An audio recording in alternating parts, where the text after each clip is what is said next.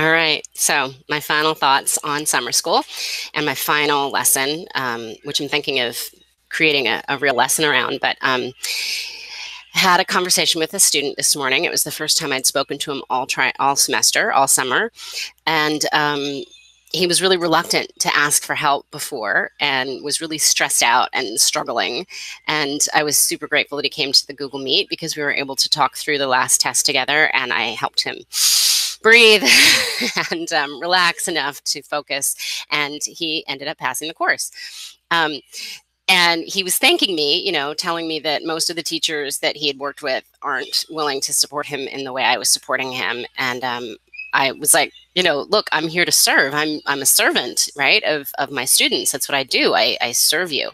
And he was really taken aback by that word. He was like, what? It feels weird.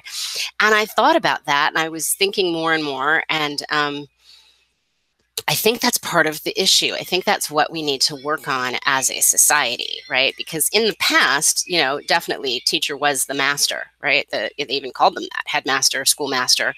And when you think master, you think someone who's powerful, who's in control, who's telling you what to do, and you do it. And there are still teachers that work under that mindset, but they don't get very good results. I guess they do. Success Academy gets good results, but it doesn't work for most kids. It wouldn't have worked for me, and it wouldn't work for my kids. That whole regimented, right? Like, that's my mindset. If you know Success Academy, I'm listening to Good White Parents, the podcast, and they were just talking about that. So it's in my mind. But that's not, in my opinion, the way we should be teaching. Because really, if you look up the word servant, it is someone who gives to others. I looked up the definition, and a servant is a person who performs duties for others, especially a person employed in a house or domestic duties right now. So I think that's why we think servant means someone who's your maid, who's cleaning up your house. And I actually used to do that job. It was my job before I taught, and I loved it. So I guess maybe I have no problem being a servant. I cleaned lots of people's toilets.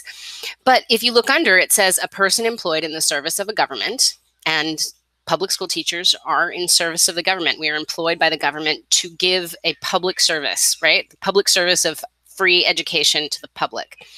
And then if you look at now, it also says a devoted and helpful follower or supporter, a tireless servant of God. And, not to get religion in here, but that is exactly why I do what I do. I was called to this work when I was 23. It's the only thing I've ever been told I should do. Every time I pray and ask what I should be doing, I get told, keep teaching. This is what you are here for. And so I am a servant. I am doing my work that was assigned to me.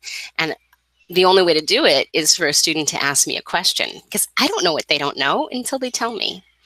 So if you are of a mindset that your teachers are the all-powerful lords of the house that are telling you what to do and you're going to get in trouble if you don't do it, you're doing it wrong. Switch your brain. Treat them like your servant. Not like, don't be mean. Don't be like, do what I say and like order me around, because I won't do it. I'm not that kind of servant. I'm not submissive. But if you treat me with respect, I'll treat you with respect. And remember, I am here to give you what you need, which is your education, which is whatever I can do to facilitate that. Not like I know everything in the world. I know some things. I'm willing to share. I'm willing to look up. I'm willing to work with you and strategize.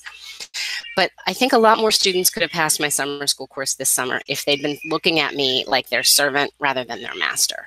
But I think they've got it twisted in their head. And, I can't blame them. We could go into the whole race thing. That would be a whole nother conversation, because I'm sure that there is a lot of that, because, epigenetics is real. You can look that up. But we carry in our DNA the stuff of our history, right? And so, go back a few generations, not even that many, and people that looked like me were definitely the masters of people that looked like most of my students. And so, I can get that maybe part of what's happening here in this relation dynamic is that. And that's what we need to eradicate. We need to switch our brains collectively around the idea that teachers are here to be masters. We're not. We're here to be servants. Servants of the common good, which is that everyone learns. Okay, that's my thoughts. Bye.